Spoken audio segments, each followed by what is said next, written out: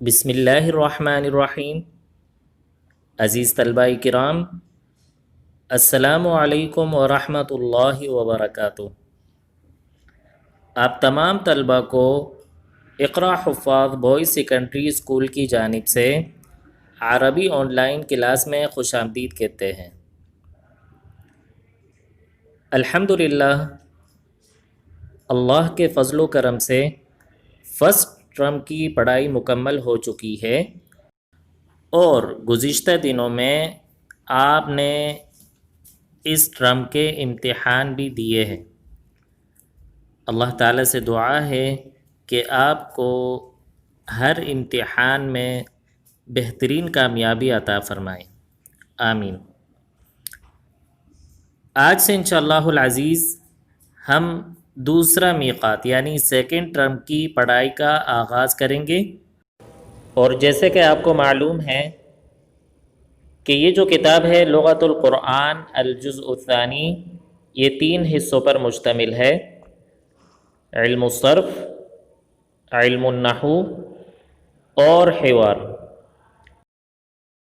آج انشاءاللہ العزیز ہم حصۃ الصرف کا الدرس السابع پڑھنے جا رہے ہیں۔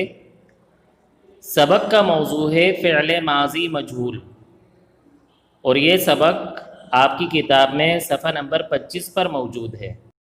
تو آئیے عزیز طلبہ آج کا سبق شروع کرتے ہیں۔ علم الصرف کے گزشتہ سبق الدرس السادس میں آپ کو یاد ہوگا عزیز طلبہ، ہم نے کہا تھا کہ فعل ماضی وہ فعل ہے جس سے کسی کام کا گزشتہ زمانہ یعنی بات کرنے سے پہلے والے زمانے میں ہونا سمجھا جائے، اور میں نے آپ کو اس کی مثالیں بھی بتائی تھی۔ اکلا اس نے کھایا، اور شریبا اس نے پیا۔ اس کے بعد میں نے آپ کو ایک نئی اصطلاح بتائی تھی، اور وہ ہے معروف۔ فعل معروف میں نے آپ لوگوں سے کہا تھا وہ فعل ہے جس کا فاعل معلوم ہو۔ تو ہم نے جب فعل ماضی معروف کی تعریف کی تھی، میں نے آپ سے کہا فعل ماضی معروف وہ فعل ماضی ہے جس کا فاعل یعنی کام کرنے والا معلوم ہو، اور اس کی میں نے آپ کو مختلف مثالیں بھی بتائی تھی، جیسے نصرا، ضحکا اور قربا۔ تو یہ تو ہمارا پچھلا سبق تھا عزیز طلبہ، فعل ماضی معروف، یہ ہم نے پڑھا تھا۔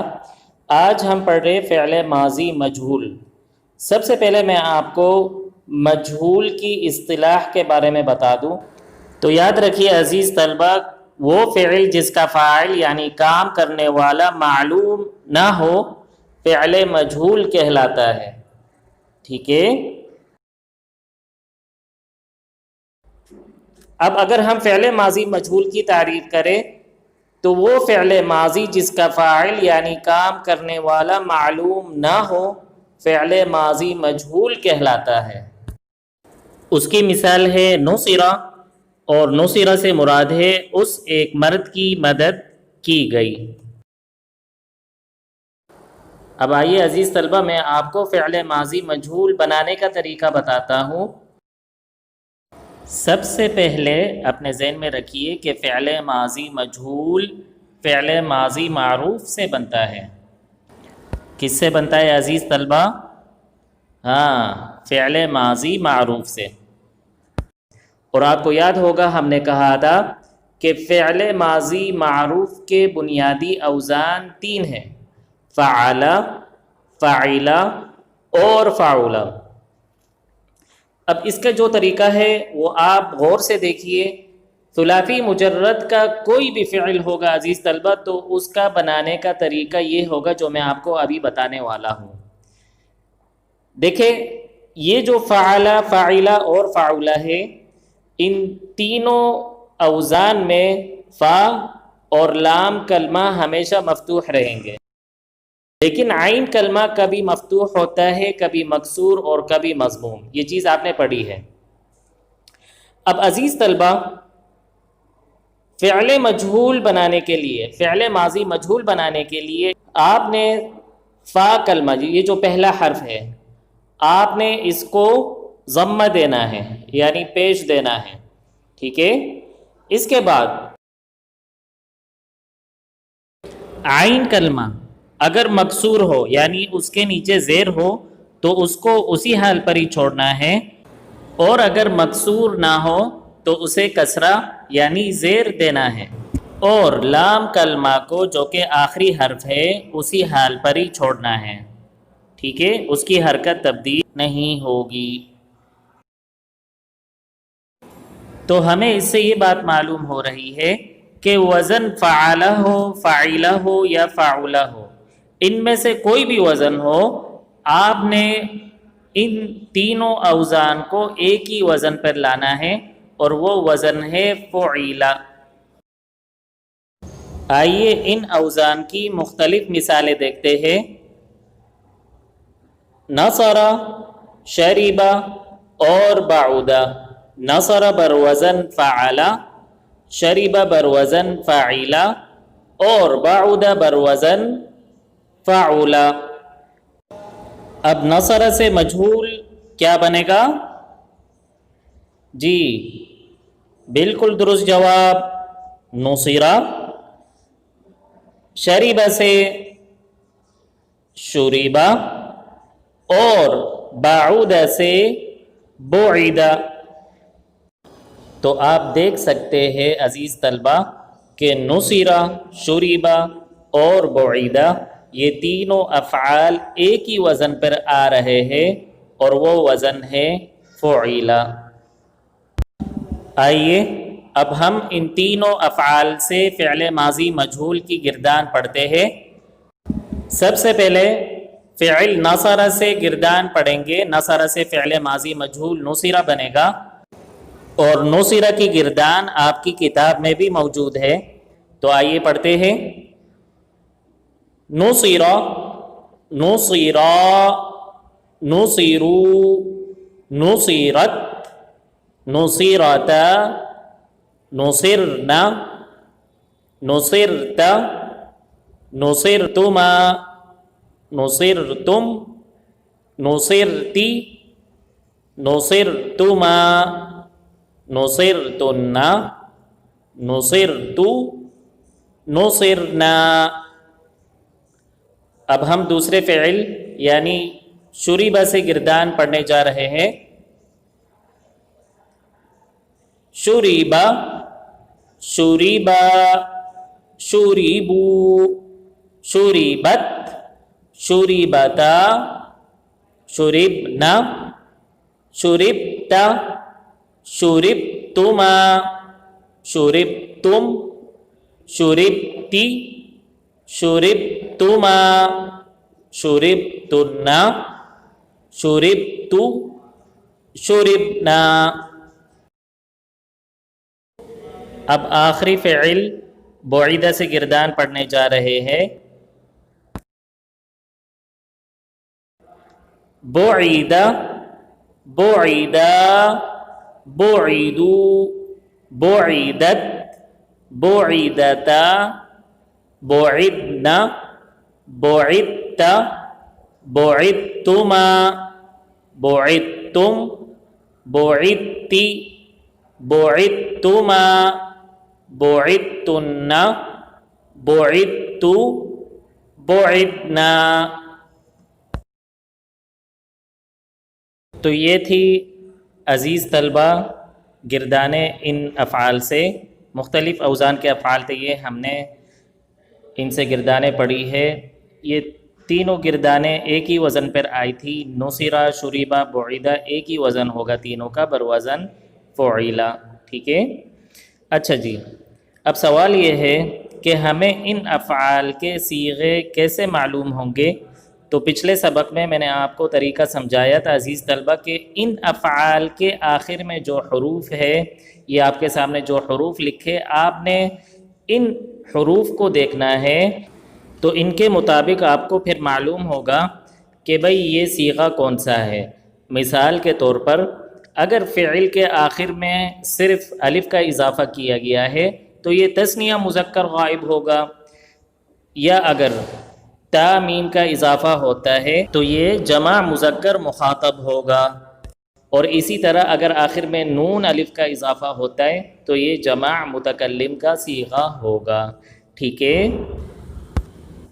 یہ تو بات ہو گئی ہے صیغوں کی. اب سوال یہ ہے ان افعال کا ترجمہ کس طرح کیا جائے گا؟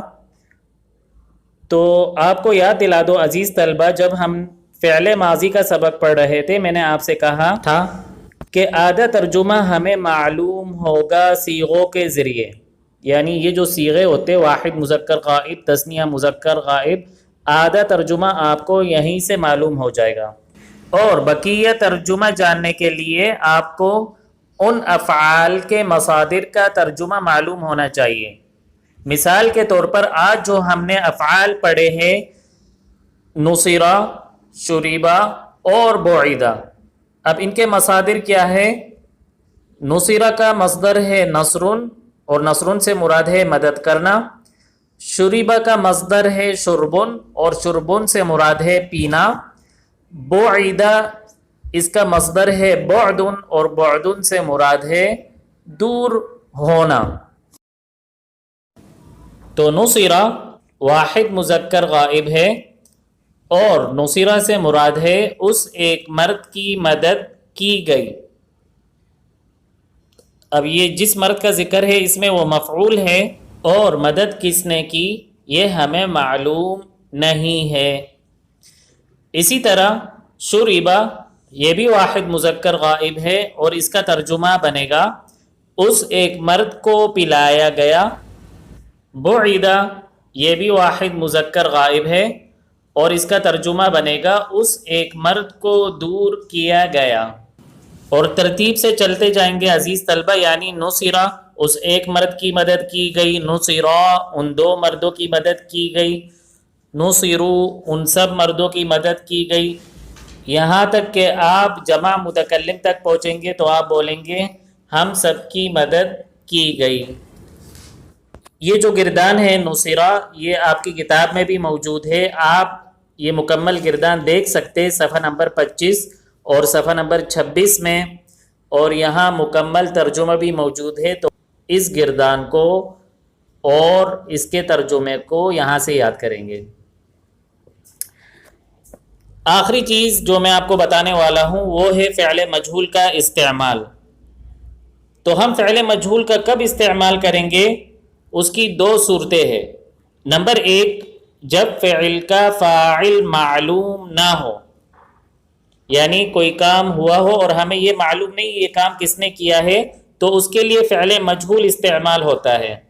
مثال کے طور پر اکل التفاح، سیب کھایا گیا. اب یہ تو بات معلوم ہو گئی ہے کہ سیب کھایا گیا ہے، لیکن کس نے کھایا ہے، یہ کام کس نے کیا ہے، ہمیں معلوم نہیں ہے. تو یہ فعل مجہول کا پہلا استعمال ہے جب فعل کا فاعل معلوم نہ ہو. دوسرا استعمال فعل مجہول کا جب فعل کا فاعل معلوم ہو لیکن اہمیت اس کی نہ ہو، بلکہ اہمیت فعل اور مفعول کی ہو. مثال شرح الدرس، سبق سمجھایا گیا. اب سبق کسی نے تو سمجھایا ہوگا، لیکن سمجھانے والے کی اہمیت نہیں ہے بلکہ اہمیت سبق کی ہے. تو یہ فعل مجہول کا دوسرا استعمال ہے، جہاں فاعل معلوم تو ہوتا ہے لیکن اہمیت اس کی نہیں ہوتی بلکہ فعل اور مفعول کی ہوتی ہے. تو عزیز طلبہ یہ تھا آج کا سبق فعل ماضی مجہول. امید کرتا ہوں کہ آپ کو سمجھ میں آ گیا ہوگا. اگلے لیکچر میں انشاءاللہ العزیز اس سبق کی بلند خوانی کریں گے اور ساتھ کے ساتھ اس کی تدریبات بھی حل کریں گے. آج کا الواجب المنزلی ہے، آپ نے سبق میں موجود تعریفات بنانے کا طریقہ اور گردان بشمول صیغہ اور ترجمہ اور فعل مجہول کا استعمال، تو یہ تمام چیزیں آپ نے اچھی طرح یاد کرنی ہیں. اگلے سبق میں انشاءاللہ العزیز پھر ملاقات ہوگی. تب تک کے لیے اللہ حافظ.